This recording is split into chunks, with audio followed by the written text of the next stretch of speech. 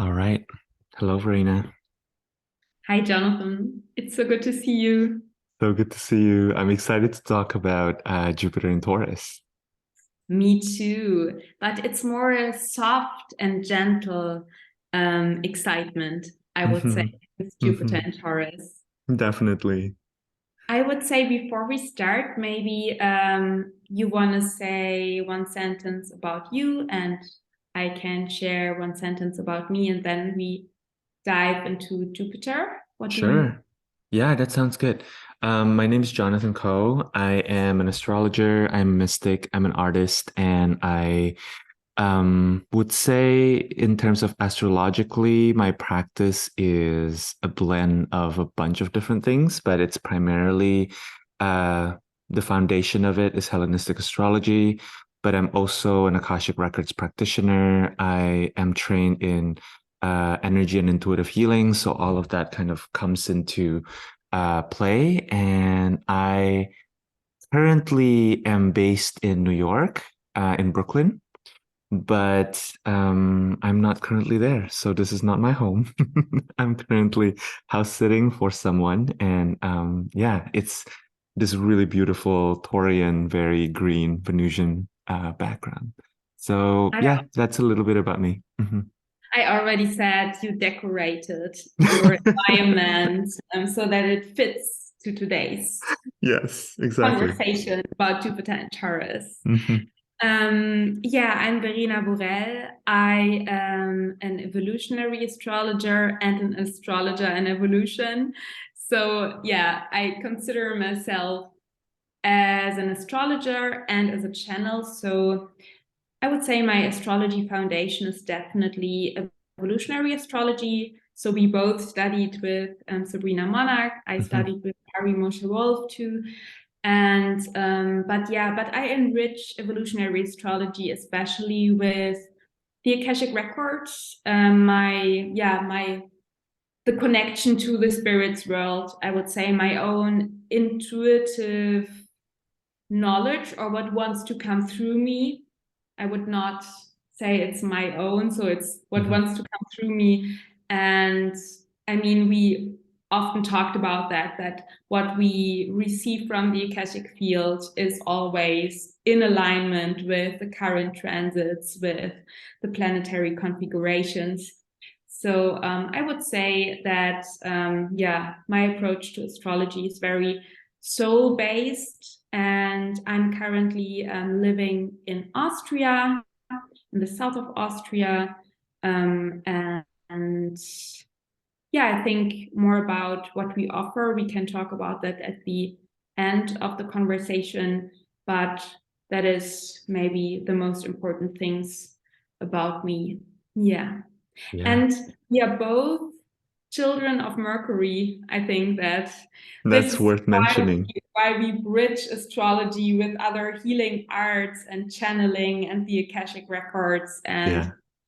yeah, maybe what is important for me to mention at the beginning is that I have one planet in Taurus, and that's my sun, and it's in the 12th house. And I think I have Neptune in Capricorn, but my sun in Taurus and Neptune in Capricorn are my only planets in Earth signs. And Mm. I think we will talk more about Taurus and maybe my Taurus sun too, because I think that, yeah, these Taurus energies can teach me personally and can teach us so much. Yeah, Yeah. definitely. Definitely. Do you want to tell the listeners about your big three as well, Verena, for anybody who doesn't know? Oh, yes, I can. I have a Taurus sun in the 12th house. My moon is in Sagittarius in the 6th house, so with Porphyry house system. And my ascendant is Gemini. Cool. I am a Virgo rising, which is why we are Mercury's children. And I am a Pisces sun in the seventh house and Gemini moon in the 10th house. Hmm. Yeah. Great. How we want to do it? Shall we directly Let's dive dive into the in. energies of Jupiter and Taurus? Totally. Yeah, I'm Okay, great. curious. I'm curious to hear what came up for you, Verena? Like as you were contemplating, as you were meditating on Jupiter and Taurus, and also we're recording this, I would say a few weeks after Jupiter ingressed into Taurus. So we've had a little bit of immersion into this realm. And I'm curious to hear how it's been for you, what kind of comes up for you, what feels important for you to talk about and to elaborate on at this moment.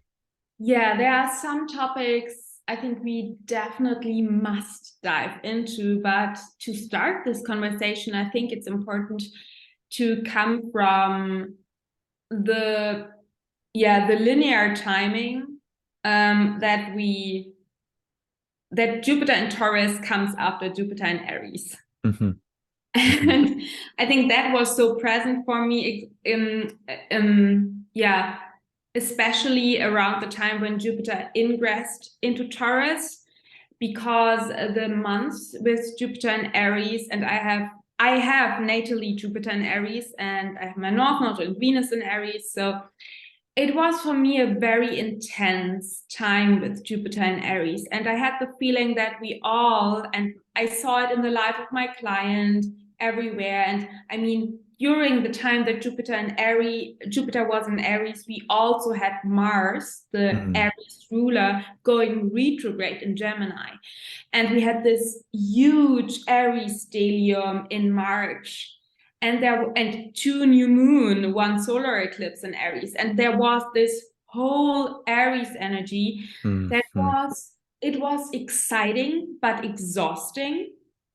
And we made, I mean, literally, and we made so many experiences in such a short time.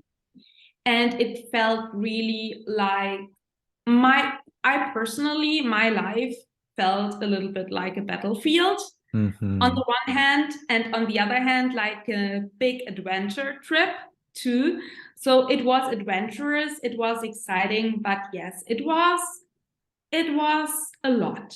It was a lot. And I have the feeling that especially, so my perspective of Jupiter is this perspective, or Jupiter symbolizes this perspective that our life is a journey, and that we follow our intuition and we follow our life's path. And with every step we take, we experience things, and from experiences comes a new wisdom and a new truth.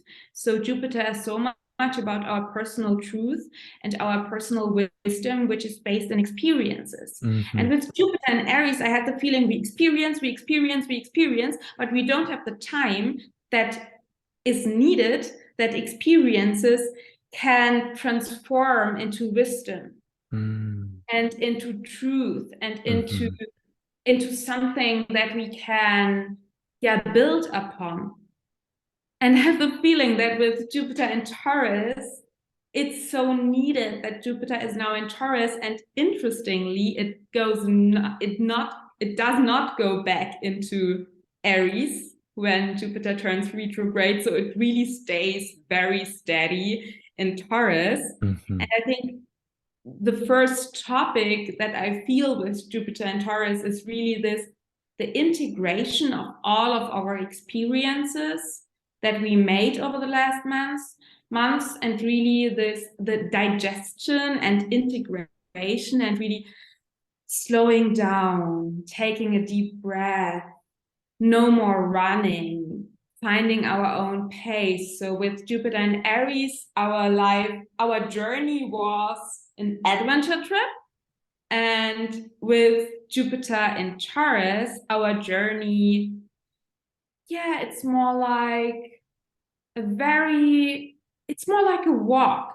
Yeah. It's more like walking through the nature of our life, in our pace, listening to the rhythm of the earth, aligning our steps with the rhythm of our heartbeat, of the rhythm of Mama Earth, looking at the flowers beneath our path, maybe resting, doing a little picnic, walking.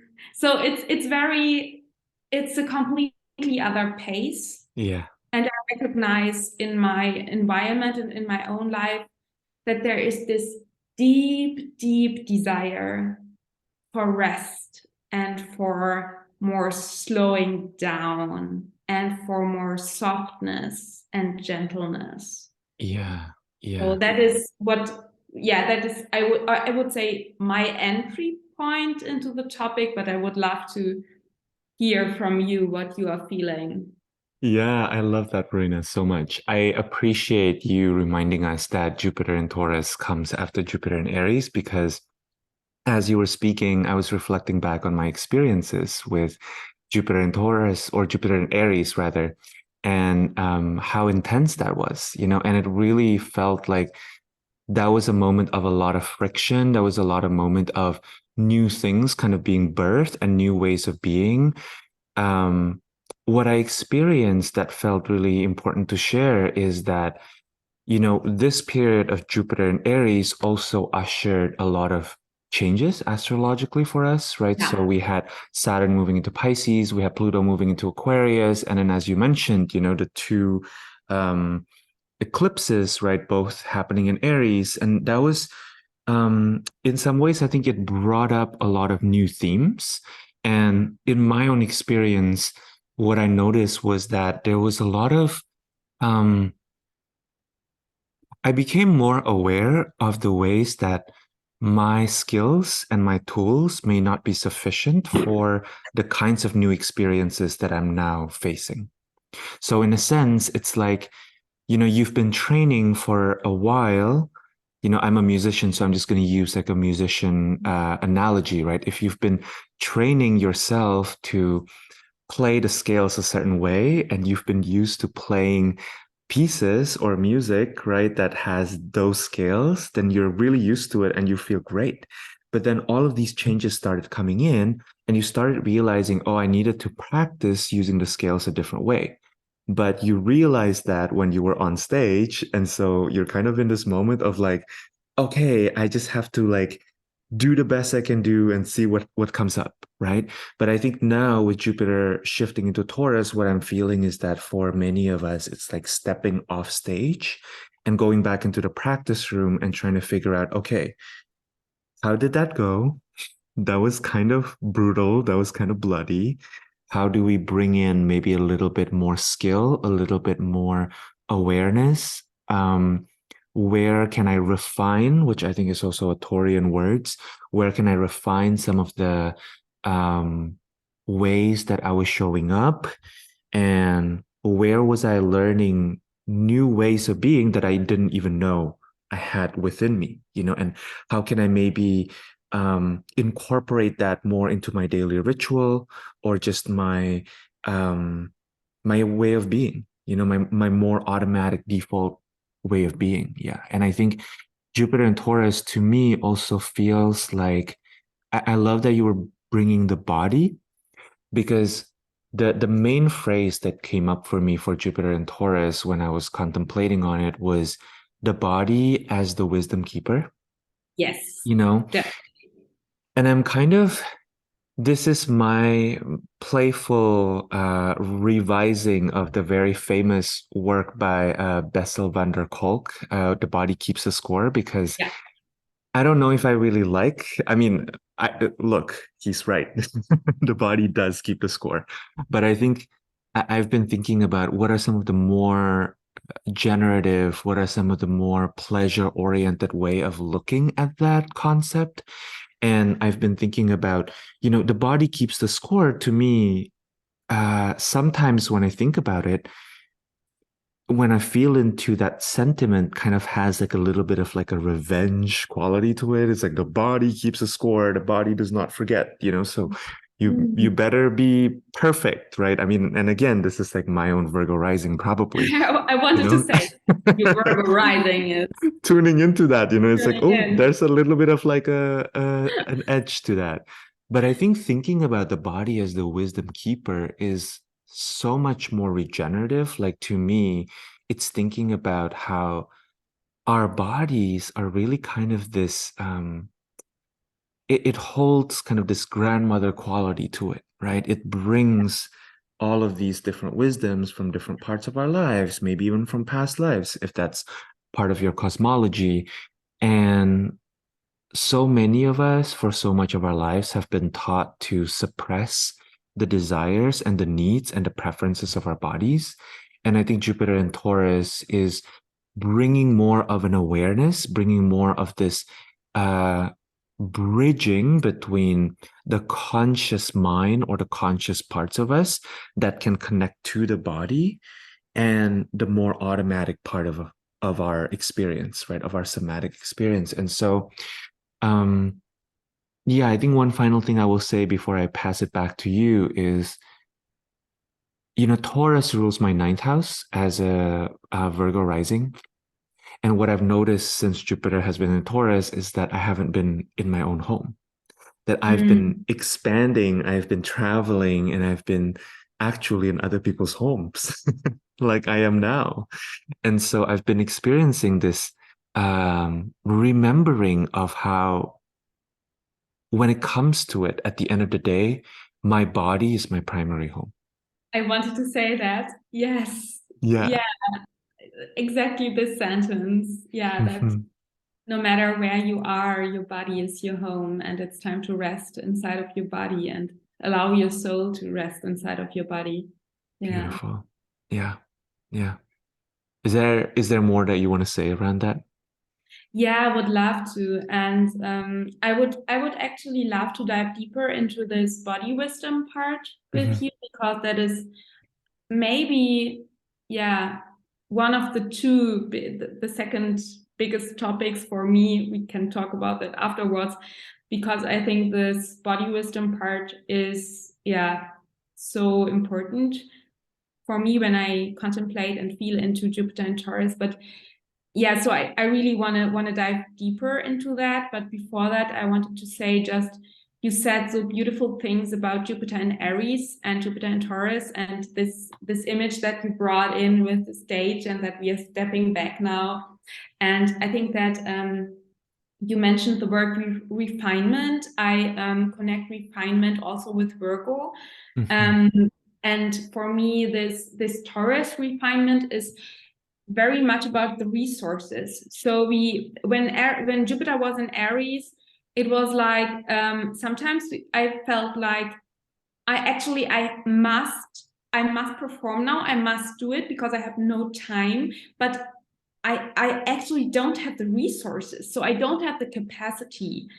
And I think now with Jupiter and Taurus is really becoming aware of our resources. So Hmm. what we have and what we have not. So Hmm. it's both. So really seeing what we already have, where we don't have to maybe run after something or hunt something that it's not worth the stress and the exhaustion. So really what do you already have, but also do you need um, Hmm. to go back to stage and maybe come from a more aligned place. And I think also with all of these experiences that we made in Aries, and I don't want to talk bad about Jupiter and Aries, so it's my natal placement. So I actually love Jupiter and Aries, but Yeah. it's not a place. Jupiter and Aries is not an energy that is relaxed. Mm. Yeah, it's not. I mean, as you And were speaking too, I was remembering about how Jupiter, it's like Jupiter in Aries versus Jupiter in Taurus is literally Jupiter, staying in Mars's home versus staying in Venus's home. It's very yeah, different, you know? Hmm. yeah. Oh, I have images in my head. Yeah. Yeah. um, and I think that from the good thing is that when we make experiences, we recognize what is really worthy and valuable for us. Mm. So I think there comes this value part with Jupiter and Taurus. So because we made all of these experiences, we felt sometimes in a kind of more hard way what is really important for us and what Hmm. are really our values. Yeah. And so I think with Jupiter and Taurus, we can really build upon that. So we can really bring more alignment in our way of life and how we travel through our life and through the world, and of our life is a journey with Jupiter. And I think with Jupiter and Taurus, we bring our journey into alignment with our values. And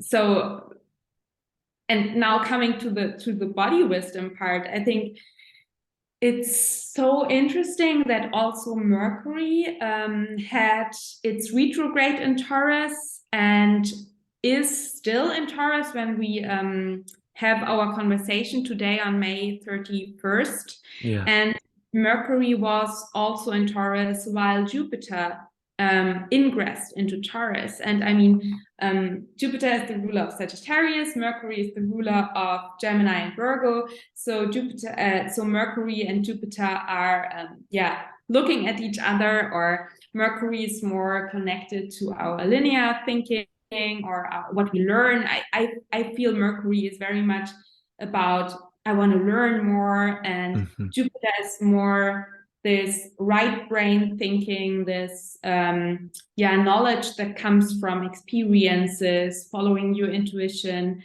And I think that it's so interesting because with Mercury in Taurus and with Jupiter in Taurus, I think we really learn to listen to our body and understand the language of our body, and really connect our mind with our soma. And I think with Jupiter and Taurus, and I mean, it's 1 year that we have with Jupiter and Taurus. And it's really 1 year where we can sink deeper into the wisdom of our body. And as you has already said, this deep, deep wisdom that is inside of our body and inside of the earth, because for me, and I think we agree maybe, the body is the earth. So we are made from earth. And I love that you brought up somatics, and the body keeps the score, because I think it's really no coincidence that I started personally to attend to a somatic trauma healing course taught by Luis Mojica, where you learn to listen to the body. And it started around the time when Jupiter ingressed into Taurus. And so I had all of these very Korean experiences already. And really I think that in our society, I mean, I come from an evolutionary astrology perspective, so past lives are part of my cosmology. And I think that over lifetimes and over centuries, when you look into history, we are really trained to, and we are really, we learn on and on from an early age on that we separate from our body, that we don't listen to our body, that we sit still in school, even though we want to, that we repress everything that comes from the body, emotions, sensations. We repress everything because we must conform, we must be conform, we must produce and work and fit in. And I mean, I at the moment I'm reading The Myth of Normal by Gabor Mate. And Gabor Mate speaks so much about that what is normal in our society is not natural. And that we live in a society that supports trauma in a way, because we learn from an early age on to detach from our body. And our body holds so much wisdom, but also trauma. And I think we have this long transit from Uranus traveling through Taurus, and Jupiter will meet Uranus I think next year. I don't have the exact date, but Jupiter will meet Uranus 2024 exactly, and I think around 22 degree of Taurus, 23 or 21 degree, because it's on my sun, so I know it. fun times. Um, and I think that there is something around really. I see the Jupiter and Taurus transit this year with Jupiter and Taurus as an important chapter in the bigger class of Uranus and Taurus. So it's really the healing of our trauma that is stuck in our body. So really this somatic healing process. And Pluto in Aquarius squares Jupiter and Taurus by sign. So we have all of this, wisdom that our body holds, but also trauma that our body holds. Yeah. And tuning in and really, on the one hand, we can bring healing to these parts by listening to them, by seeing them. And on the other hand, I think there is something around the inner guru. Our body is our inner guru versus, so with Jupiter, one shadow quality of Jupiter, I think, is seeking for wisdom and seeking for the truth outside and listening to the guru that sits in front of us and outside.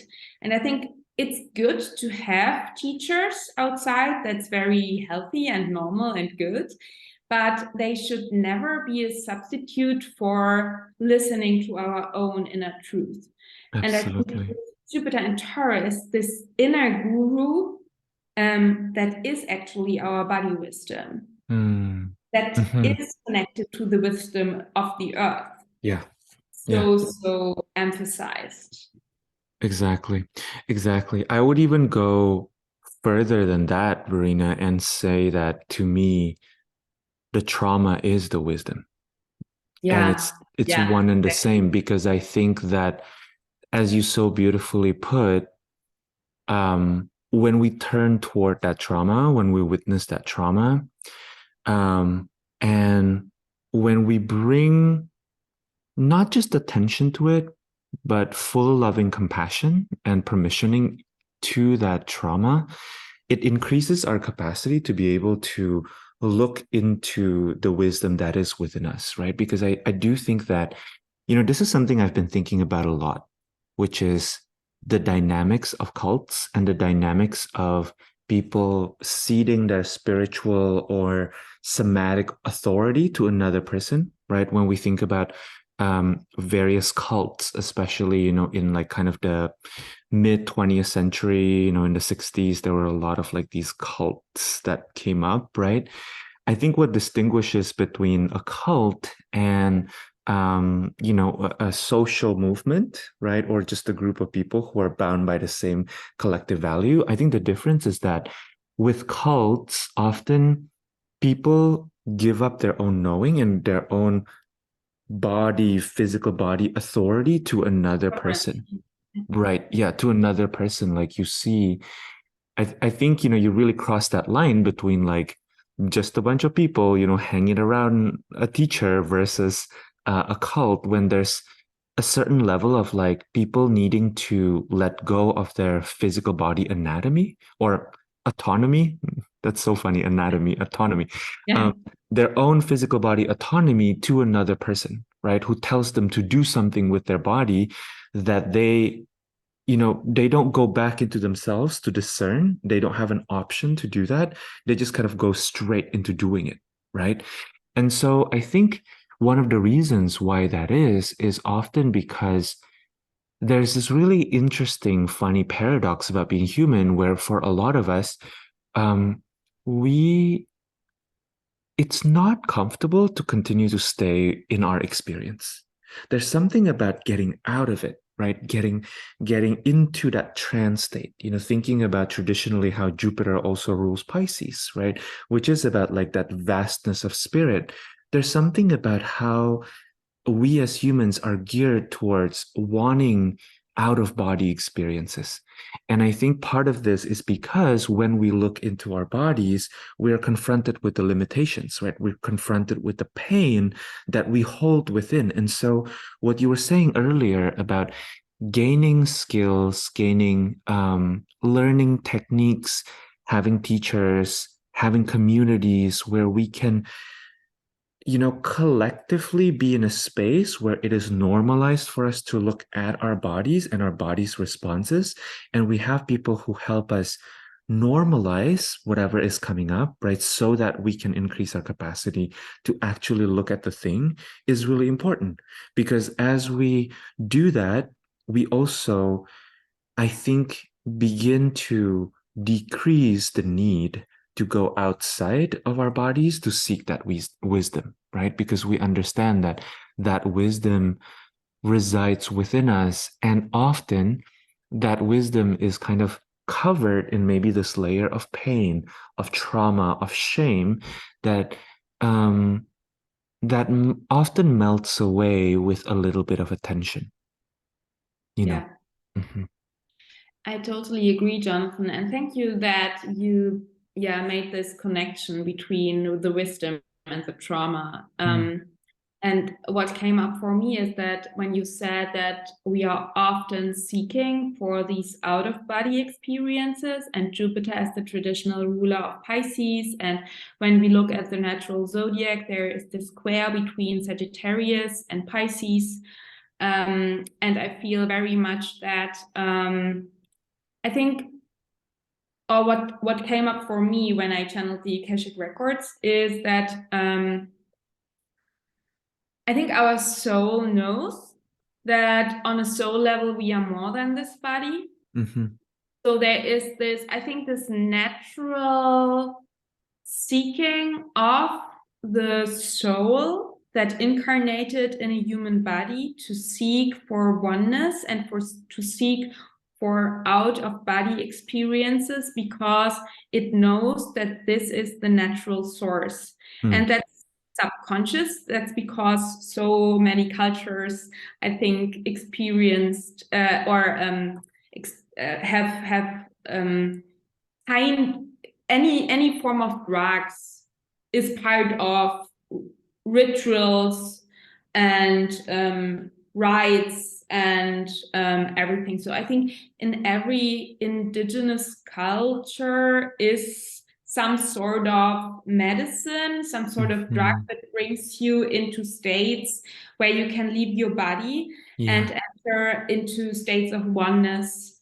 And I think that's very natural and very maybe in a way healthy too, when it Mhm. is in a certain setting, in a certain ritual, in a certain community, with a certain with time to integrate and so on.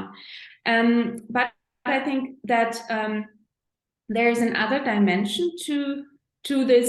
I would say a very natural desire to experience states of not being in the body, because our soul knows Mm. it comes from source and from oneness, Mhm. Pisces. Mhm. But there is this other layer that our soul, and that is very subconscious, that our soul wants to leave the body Yeah. by all sorts of um, um, distraction or all sorts of addictions. Let it be work, let it be substances, let it be hard partying, I don't know.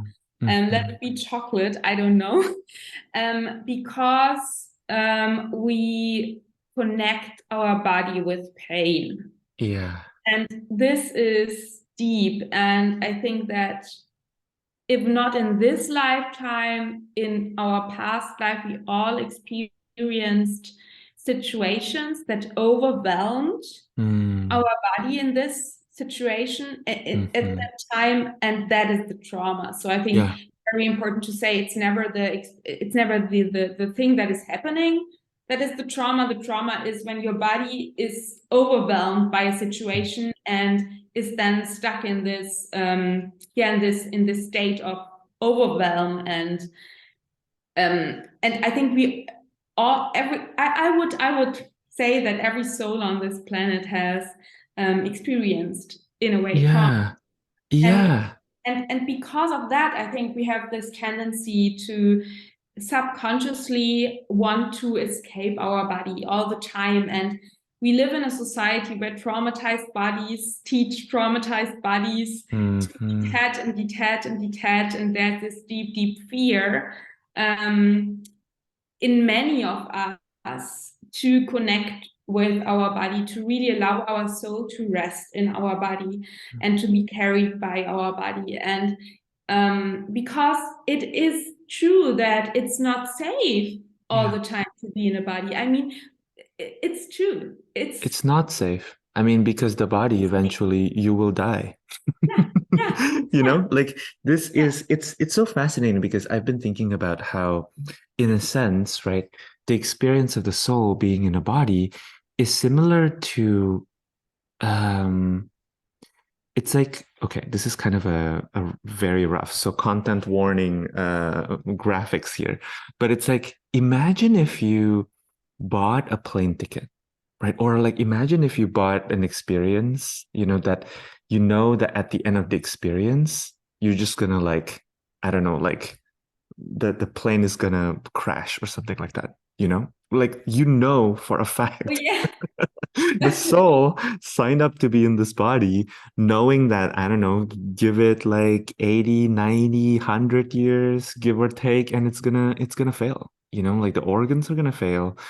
It's it's so interesting to think about, especially from both of us are trained in evolutionary astrology, right, Verena? Thinking about like the idea of like the soul's purpose, the soul's journey, Yeah. wanting to incarnate into a body that the soul knows from um from the time that they sign a contract that there's going to be an end to this, right? I think it's very fascinating, and I think it really speaks to how meaning, which is another Jupiterian word, is something that we gain from finiteness, right? We don't gain meaning from like experiences that promises forever and ever. Meaning Yeah. happens because there's a certain level of container, that is present and that marks the beginning and the end, right? And so another thing that I kind of want to bring in too is thinking about how Jupiter relates to the collective in some ways, and how Jupiter is not just about like the person's, like one person's experience, but also the experiences that we share with other people, the values, the codes that we hold sacred in order to maintain a certain level of organization within Technologies um, too. yeah, exactly. In societies, and I do think that there are a lot of okay, so let me put it this way. I don't know if this has been your experience too, but I think my experience in exploring somatic healing, for example, has shown me all of these different ways that we have created a society, we have created ways of being within ourselves, and then therefore outside of ourselves with one another that doesn't always make space for the fact that these traumas that we hold in our bodies are our wisdoms, right? Including people who have different abilities, bodies that have different abilities, right? I think this conversation about ableism, about the ways that we construct societies, we construct infrastructures that only make space for certain kinds of bodies and certain kinds of normative Yeah. definitions of intelligence is something that's up for questioning. And I think a lot of that will kind of, I think we're already seeing a lot of that with, remember, I think it was in 2021, if I remember correctly, where we continue to have that, so Uranus and Taurus squaring Saturn and Yeah. Aquarius, right? Yeah, and I think a lot of these themes are going to come back, but in a slightly different way because, yesterday I was listening to Achyuta Baba, or actually he goes by Adam Allenbas now, talking about Jupiter and talking about the difference between Jupiter and Saturn being that with Saturn, Saturn is kind of like or Saturn can be the teacher who brings in the hard lessons that kind of brings you to your knees, right? Like Saturn shows you where are you not yet equipped to move through a certain experience, maybe quote unquote successfully. Whereas Jupiter is much more about opportunities, and Jupiter shows you where, you may be in this transition phase of like, and this is me paraphrasing, not exactly his words, but um, Jupiter showing you like where you've been practicing, but you don't quite know if you're going to make it to like the performance smoothly. And Jupiter is like, hey, guess what? There's a spot in Carnegie Hall. You can go play that piece. Try it out, right? And then you can see, like, oh, where do I maybe still need a little bit of practice? But Jupiter, I think, has the energy of like giving the big break, right? And so I think thinking about how Jupiter and Taurus is kind of a continuation also of that Uranus squaring Saturn story that we had a couple years ago, I think there is more of an opportunity now to take the things that we've learned and to further it, right? To not just get stuck in like, what is it that we need to learn? What is it that we need to learn? But to start to implement it. Because I think another thing about Jupiter and Taurus that I think is fascinating is that, Jupiter traditionally rule Sagittarius and Pisces, right? And both Sagittarius and Pisces are mutable signs. Both of them are kind of really connected to spirit in very different ways. Sagittarius in more of a fiery way, and Pisces more in a like watery way, right? But I think mm, Jupiter being in Taurus brings this opportunity to kind of translate that spirit level knowing into incarnate format, right? Like it Yeah. brings it down into form. It gives Jupiter a chance to not just philosophize, right? But maybe actually create a podcast about philosophy, right? Yeah. There's like a difference between just going out there and just like saying the things, right?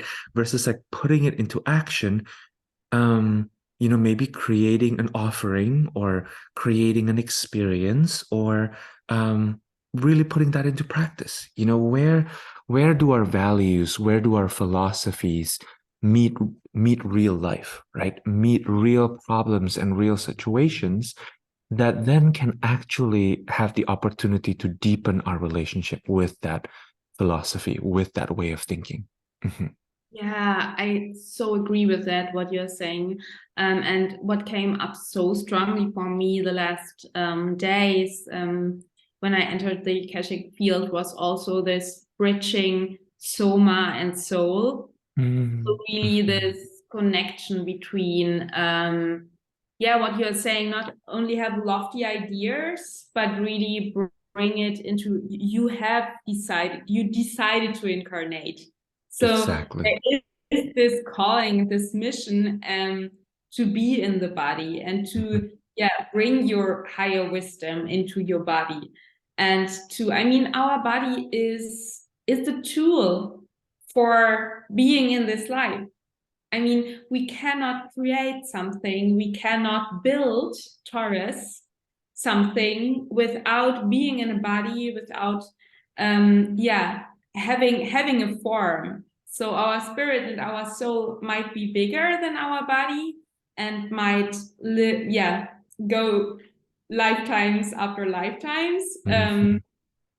But our body is the form in this incarnation.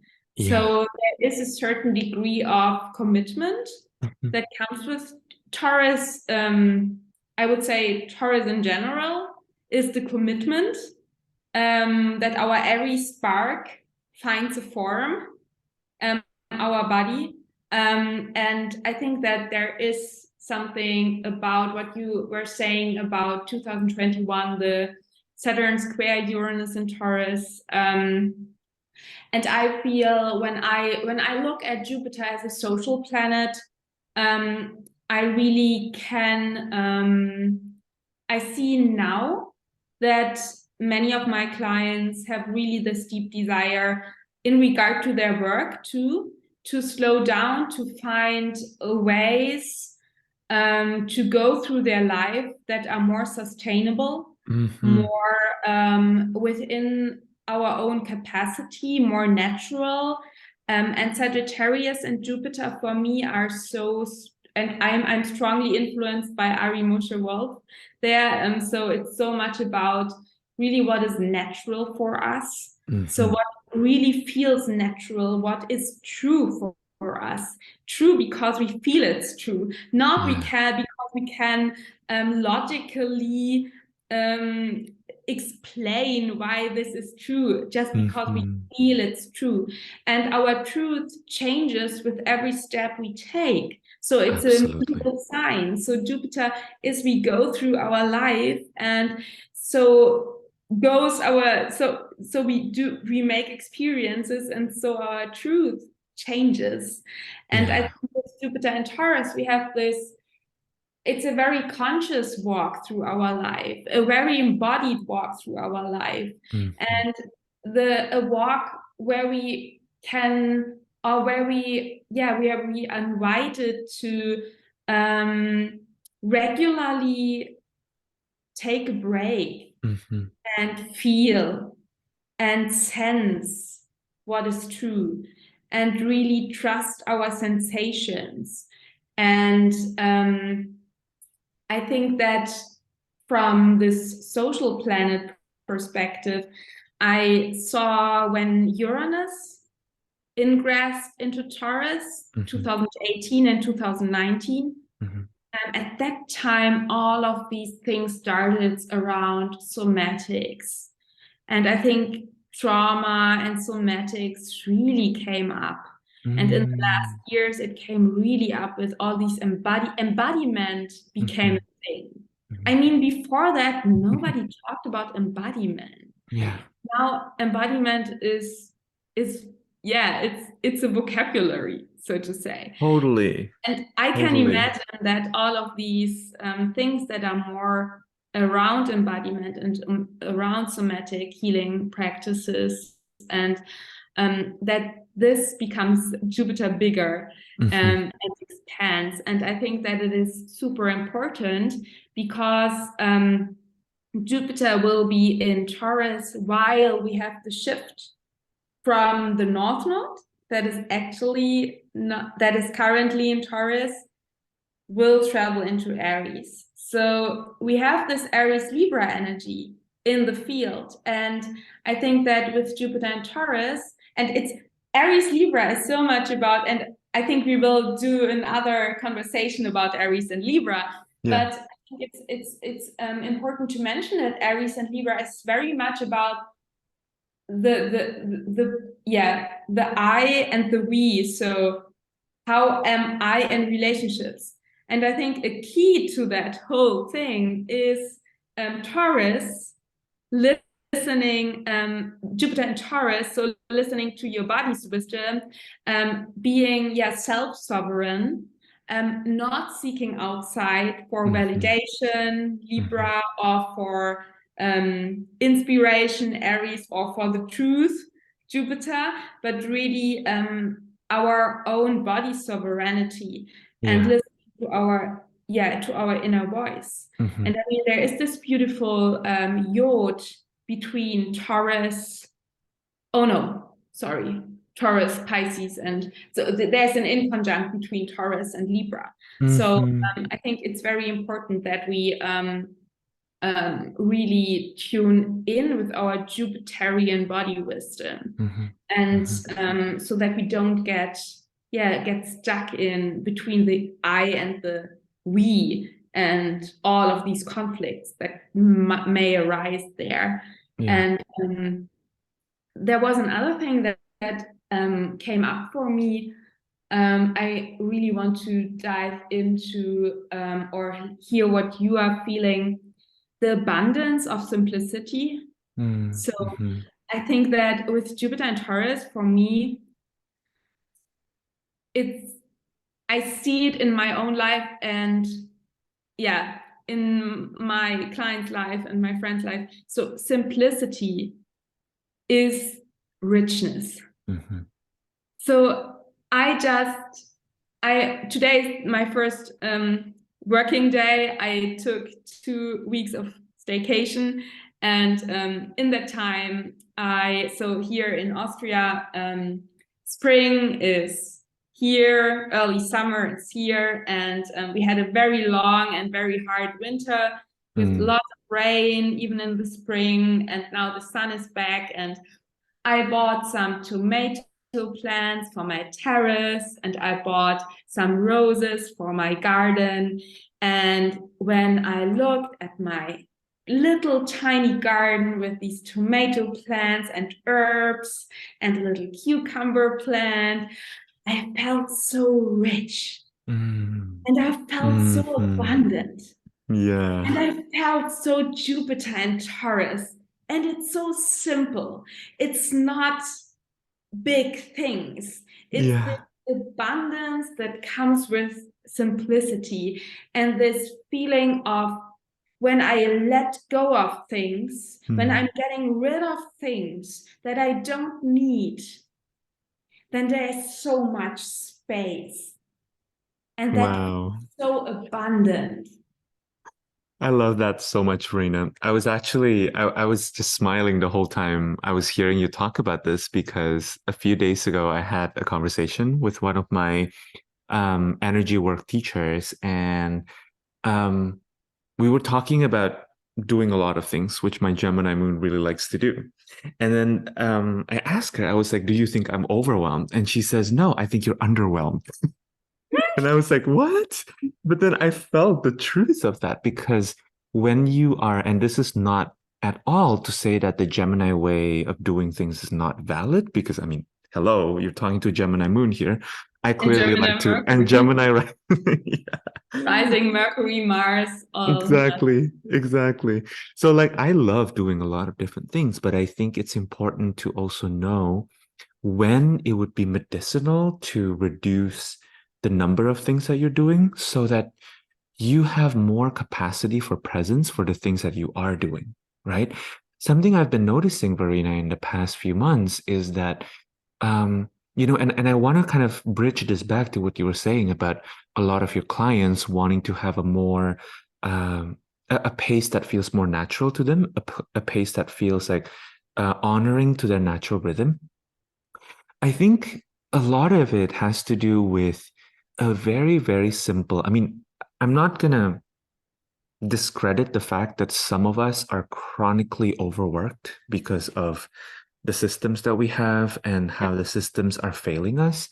That's certainly present. And also, I think what makes it worse is when you also don't have a space within yourself to not replicate the system. So I'm going to say Yeah. that in a different way because maybe that's a little confusing. I think that there's like the outer or the external kind of uh tyrant, right? And then there's like the internal tyrant, right? The internal tyrant is like the one who tells you, you can't take a break. You can't possibly take a break, answer one more email, right? Or something like that. When actually, most of the time, Guilty of that. yeah, me too. Me too. The truth is, for as long as you are alive, you will never be done with work. You just Oh, won't. Virgo rising speaking. You will never be done with work. I mean, the whole point of like being alive is like there's always going to be something to do. My to-do list is never going to fully, completely be done forever and ever. That's My just Saturn, yeah, my Saturn in the sixth house is so, yes, yes, he's telling the truth. Yeah, yeah, that's and my Saturn in fifth house too. Like I love being in that space of working. And also, I think it is about giving ourselves permission to disconnect every now and again, right? Like a few months ago, I rediscovered the practice of napping. And this is mm, huge because honestly, Verena, I was getting to a point where, I had all of these tools, I have a very steady, multiple times a day meditation practice, but it was starting to feel like even my self-care practices was starting to be work. It mm, started to be just another thing on my to-do list. And I think with Jupiter and Taurus, there's a reminder to actually unplug. What does unplugging look like to you? And for me, going outside is great, but also part of my nature is to, like, I like to work pretty intensely and then I like to Mhm. disconnect pretty intensely. So actually taking little pockets of time where I close my eyes and totally let go and totally nap for 15 minutes or think about nothing and just close my eyes is really, really medicinal. And I think Jupiter and Taurus, I wanted to say Mercury and Taurus. Mercury is also in Taurus now, but Jupiter and Taurus has so much to do with like knowing the difference between when your huge arsenal of like self-care tools is starting to become work, you know? Yeah, And yeah. how do you not continue to perpetuate this inner treadmill? How do you not continue to have like your inner critic or your inner manager continue to bark at you to tell you to continue spinning, right? And to continue working. Yeah. I love that, Jonathan. And what comes up for me is that we talked so much about the wisdom of our body. Mm-hmm. And I love everything you said about this, practice of napping. And I think that Jupiter is also our beliefs. Mm-hmm. Yeah, And there are exactly. certain beliefs that we took over from society, Jupiter as a social planet, Mm-hmm. that are stuck in our soma too. So this Totally. inner tyrant, this inner Totally. critic, this inner, this. So we learned to that we are good, quotation marks, that we are good when we work. So now it's imprinted in our psyche, so in our body. So my body feels tension when I'm not working. Mm-hmm.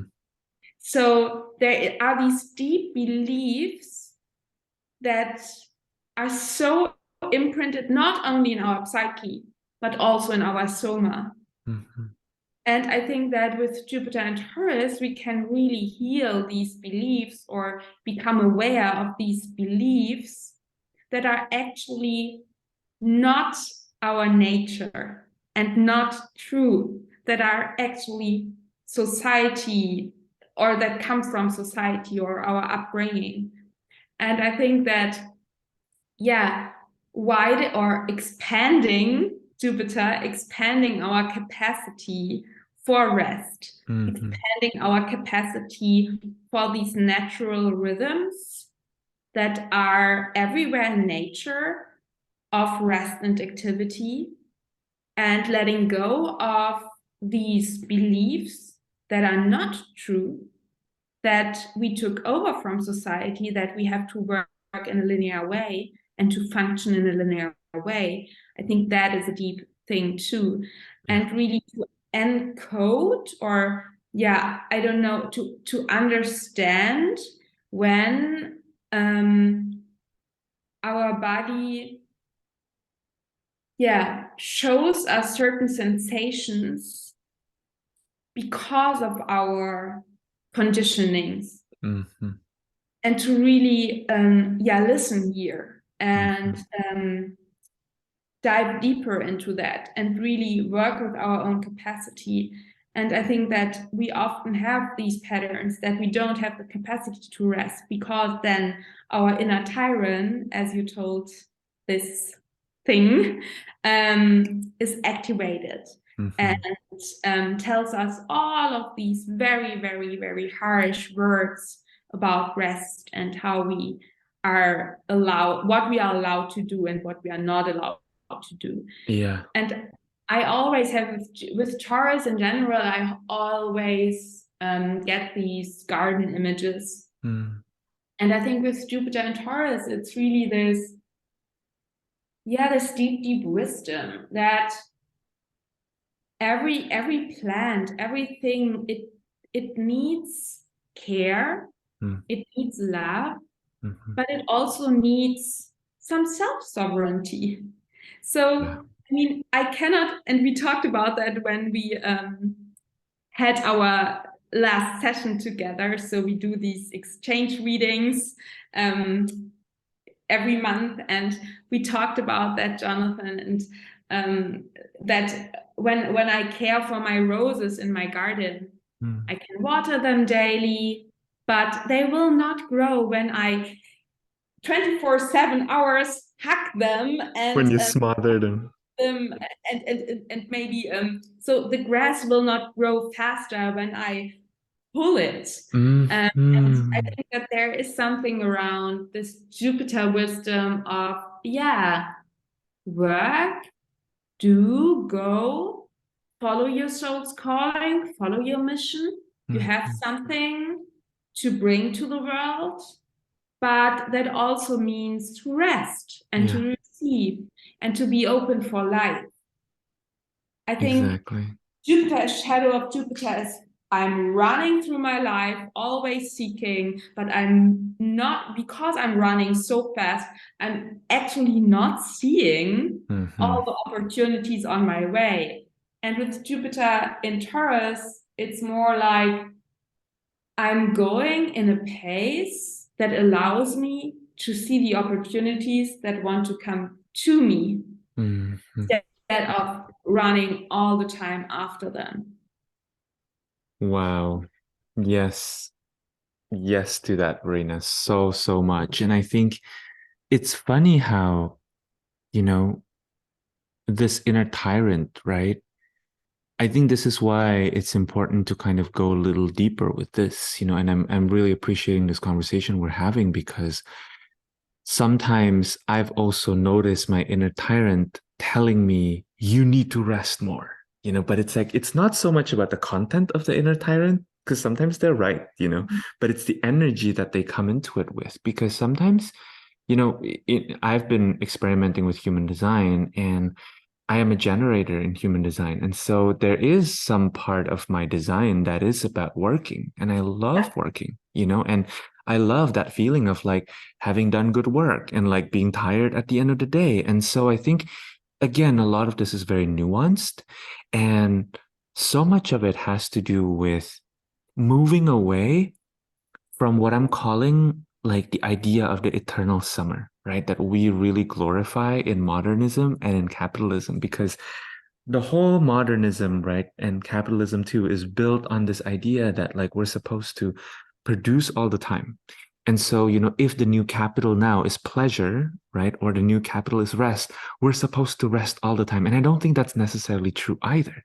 I think that finding that balance, right, is where you start to feel yourself becoming more in tune with nature, with your own nature, and therefore also beginning to cultivate appreciation for other people's nature, and then the collective nature that we have as a society, and the whole global or planetary nature, right? Because I do think that a lot of it has to do with us moving away from the idea of should, including like, you should not work too much. I mean, you don't want to overwork yourself to death. That's clear, right? We know that. But also, I think there is such a thing as working in a way that's really pleasurable, and I would say that like not working all the time is not pleasurable either for most of us. It's kind of like the analogy I will use here, that's probably a little less charged than working, is our body's relationship with movements. And I'm not talking about everyone, right? But I'm talking about a lot of people. Where for me, for example, for a long time, I'm like, no, I don't really need to, do intense exercises. But actually, Verena, unfortunately, the truth of my body is I like it. Like, I like going for a run. Like we've both of us have talked about this, we like intense exercises, right? And I don't want to break my back doing that, twice a day, right? That's probably like going to a boot camp, like twice a day is probably not good for my body. But not doing it at all is also not good for my body. So it's like I think finding our nature is about one of the best teachers of nature, in my opinion, is looking at the seasons and looking at Yeah. cyclicality, right? And understanding that like balance is necessary. So this is, I think, where we bring in, what you were saying earlier about the inconjunct relationship between Libra and Taurus, right? Because Libra can really teach us so much about balance and finding balance and how balance isn't a state, right? Balance isn't like a permanent state.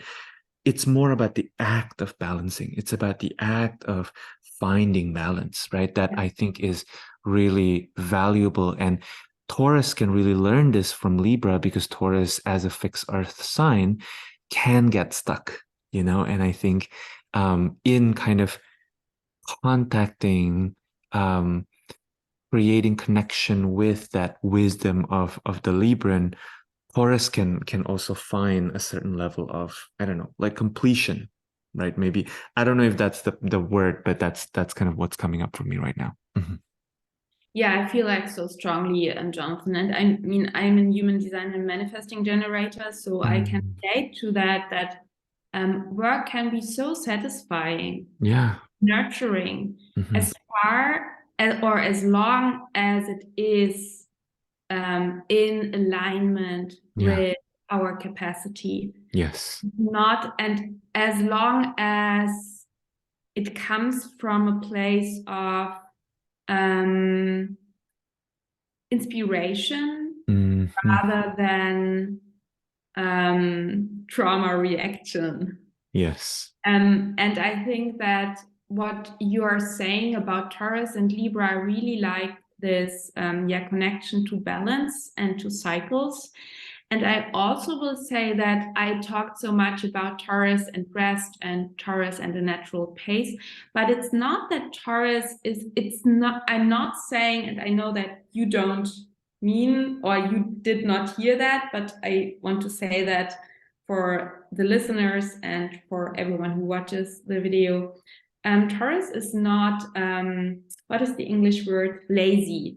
Hmm. It's not about laziness. I think that, I mean, my sun is in Taurus in the third decan, and the third decan of Taurus is traditionally ruled by Saturn. Mm. And I'm thinking with Taurus often of the tarot card, the Seven of Pentacles, too. So there is a certain, Taurus wants to be productive. A garden is work. Hmm.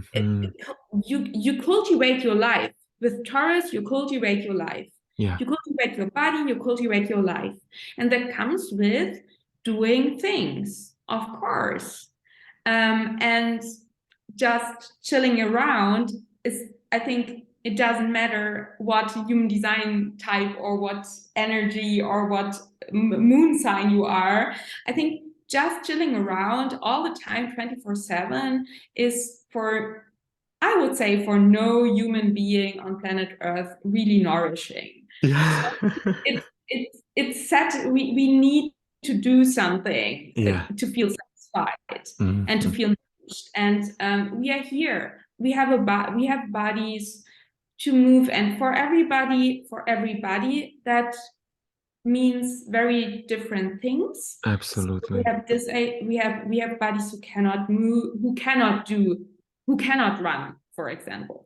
But Hmm. I think that that doing something is part of our human experience. Totally. But we live in a culture where that is completely out of balance. Hmm. And so I Yes. think I would assume that most of the people who are listening to that tend more to overworking and being super busy and being on this side of the pendulum.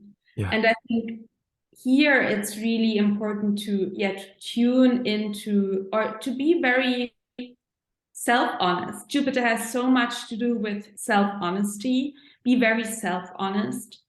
Um, what our body is telling us and what is our true capacity, and Mm. what we can do and what we maybe don't need to do. Mm. And here we come back to simplicity and to focus and a certain degree of clarity and pureness. Yeah. Yeah. I think, yeah. Yeah. It's beautiful. hmm Definitely. Um, I'm curious, Verena, if you have any sort of final thoughts before we begin wrapping up about Jupiter and Taurus around, yeah, anything in terms of like opportunities, challenges, or maybe even practices that you want to share with the listeners. Yeah, thank you for this question, Jonathan. I think what comes through is really that knowing about the energy changes that are coming up over the next months. Mm-hmm. So, reflected by the heavenly constellations and transits of change of the lunar nodes and Pluto stands between Capricorn and Aquarius. Knowing that and feeling and tuning into the next months that there will be a lot of inner transformation and inner work, Pluto squaring the nodes and so on. Mm-hmm. I think Jupiter and Taurus, yeah, is the heavenly reflection of an energy that is in the field that gives us the opportunity to really allow ourselves to return to a more natural pace, a more natural way of living, of walking our path. Yeah. And really, if it feels right, maybe engaging with this energy in a very conscious way Mm-hmm. by regularly, yeah, listening to our body, listening to nature, yeah, whatever practice that is for you who is listening to that. Mm-hmm. So if that means go 5 minutes outside in a park, in a garden, in nature, or if that means to just take a nap, or if that means to do a workout, in a way connect to the body and to this deep, deep wisdom and trust that your sensations hold so much wisdom. Yeah. Yeah. Yeah. Yeah. I love that, Verena. Yeah. I would say for me, similarly, um, I think Jupiter in Taurus is a really perfect opportunity to cultivate patience because a lot of the times, all the things that we've been talking about, like pleasure, rest, um, being more in tune with our natural rhythm, is not easily accessible. These are not trivial because, Mhm. as you so beautifully pointed out, like we live in a culture where it has been so normalized. It has been, it's so,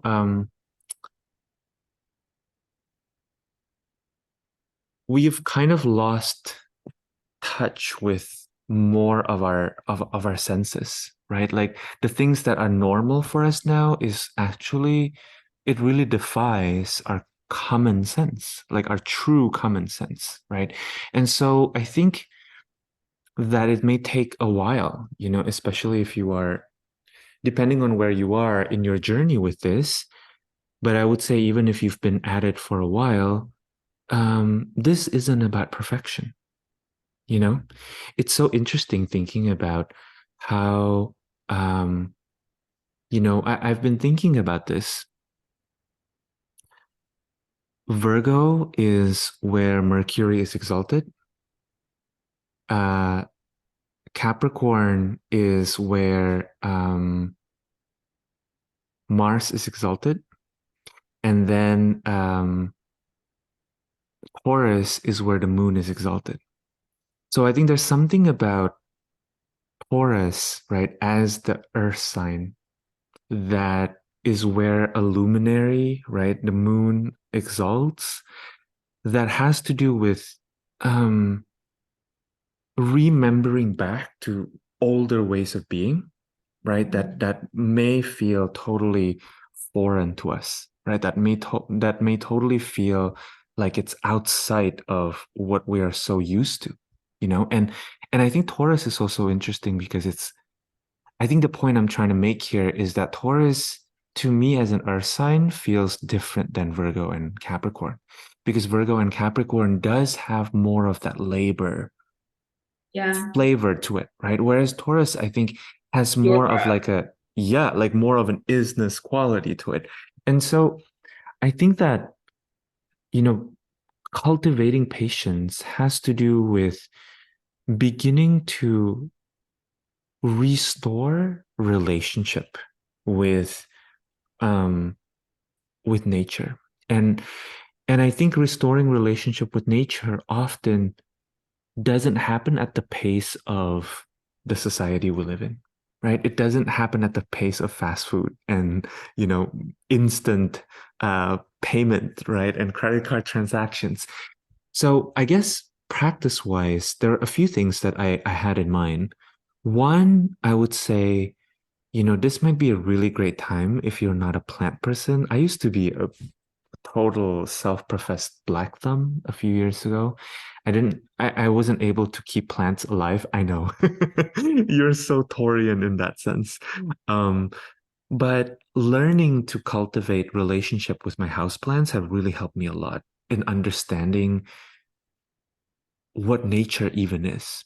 I mean, all my life I've lived in cities, so my relationship with nature is distorted through that lens, right? And I'm not saying that cities are not also nature, because I think cities are absolutely also nature. Where do we get cement from, right? Where do we get like brick walls from? They're also nature. It's just that I think nature, as we think about it in terms of something that hasn't been meddled with through human intervention, is much harder to access when we live in cities. So I think gardening or caring for houseplants, caring for pets, I think can be really helpful in understanding our nature. Because, for example, I've been pet sitting for cats, and cats are one of those animals that if once they are done with being touched by you, they will tell you, and they break off from interactions for me as someone who is tracking energy, it's really fascinating, Verena, because their way of breaking away is very clean. There's not a lot of like, oh, but I don't want to hurt your feelings. They're just like, no, I'm done with this. I It's don't want to over be my touched capacity. anymore. Yeah.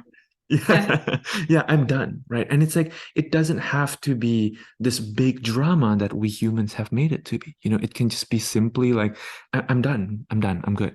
And I think another one that I will say is um some artistic practices, I think to me are also very Taurian. Like one of them is taking voice lessons or cultivating your singing voice can be really helpful, because this is one of those areas where even if you are very musical, if you've learned how to play instruments in your life, this isn't instantaneous. Your body, your voice needs time to be cultivated, and you can't overuse it either. This is one of the instruments where you can't practice like, 4 hours a day. You just can't.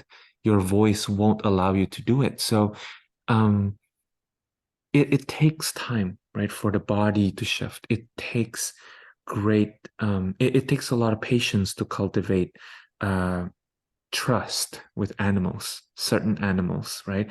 It takes practice to understand how certain houseplants need to be watered, or how much sunlight do they need, right? So I think all of those practices, things that take time, that are simple but takes time, can be really powerful as practices to cultivate during this time. I love that so much, Jonathan. And just one sentence that I want to add is that I think simple is not always easy. Mhm. And another thing that I wanted to add is that it's not always our society who wants it fast. It's also our spirit and our soul. Mm. And our soma takes more time. So our body needs more time than our spirit and our soul sometimes. Sometimes our Yes. spirit and our soul want to be very, very fast, and our soma needs more time. And I think Mhm. we we are allowed to take the time to take our body with us. Yeah.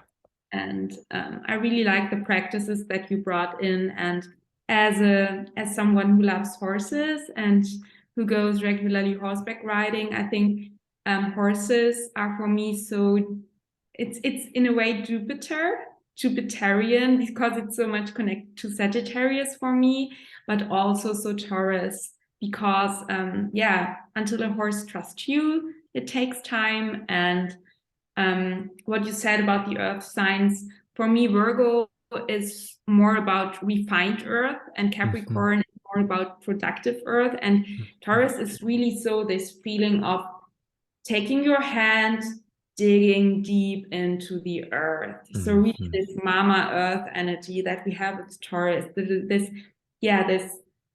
very raw experience of being in a body, being a child of Mother Earth, being in nature.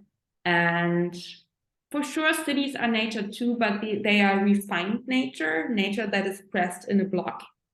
And going into this untamed nature is very healing, because this is the essence of our body's nature. Yeah. Yeah. Not being refined and tamed and in a certain form, but really connecting to this very original part of our earthy nature. Yeah. Wonderful. I knew that this conversation about Jupiter in Taurus will last a little bit longer than we planned, Totally. but perfect as is. And yeah, Jonathan, maybe you share quickly or intensely where people can find you and what you're offering currently. Sure. Thank you for that, Verena. I would say that my constant or the offerings that are always there for me are I always give readings. So if anyone would like to get a reading or to work with me in sessions, I'm always available for that for the most part. And Highly also, recommended. what was that? Highly recommended. Oh, thank you, Book a Verena. session with Jonathan. Yes, similarly, I highly recommend you as well. Love your work so much. The other thing is I show up pretty regularly on a weekly basis on my podcast. So you can follow me on Healing the Spirit. And yeah, I do weekly contemplations. And I have conversations with, friends and brilliant individuals like you. And it's my favorite way to show up. You can also follow me on Instagram, my newsletter. That's when I usually share more of my like ad hoc or seasonal offerings. If you are listening to this in the month of June, which is probably when we're going to be sharing about this or sharing this episode, I have a couple things that I'm currently involved with. One is a conference. Well, both of them are conferences to celebrate Pride Month or related to Pride Month. One is organized by Nick Kepley of In Search of Tarot called Meet Me at the Margin. And then the other one is by our mutual friend, Martha Alterheinz, Rebecoming the One. And so you can find me in both conferences. I believe Rebecoming the One is free to sign up. And there's a fee for Meet Me at the Margin, but both of them are very different. Both of them are incredible. So I highly recommend that you check those out. And I will, I will share the links. How about you, Verena? We share definitely all of the links below this episode, below this conversation. Yeah. Thank you so much, Jonathan. And I'm also part of Rebecoming the One. So to meet Jonathan and me and many, many other brilliant speakers, sign up for free at the Rebecoming the One symposium. And more about me and my offerings. So you find many, many informations on my website.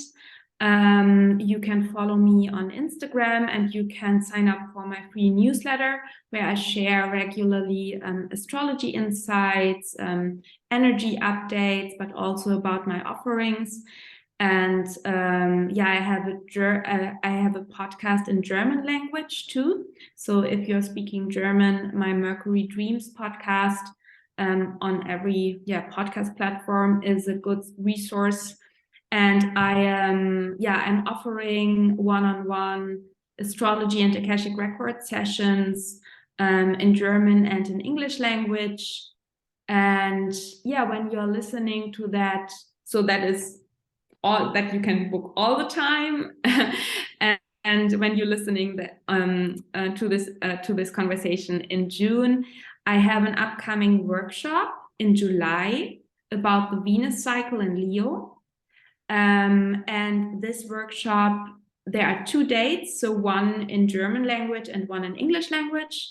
And I have another offering in German language that is my in-depth Astro Facilitator program that will start this summer. So that are 7 months of really diving deep into astrology, into the archetypes, into life cycle transits, into the basics of evolutionary astrology, so astrology and reincarnation. And it's especially for healing practitioners, coaches who want to learn astrology as an additional tool to really support clients on a soul level and to support clients holistically and soulfully.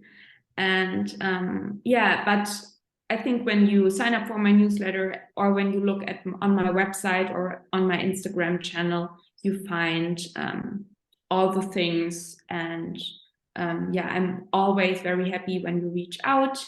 I have my YouTube channel where I share conversations and talks in English language about astrology, energies, and so on. And I think we are both very mercurial in the ways we are showing up. So many different ways to find us. Totally.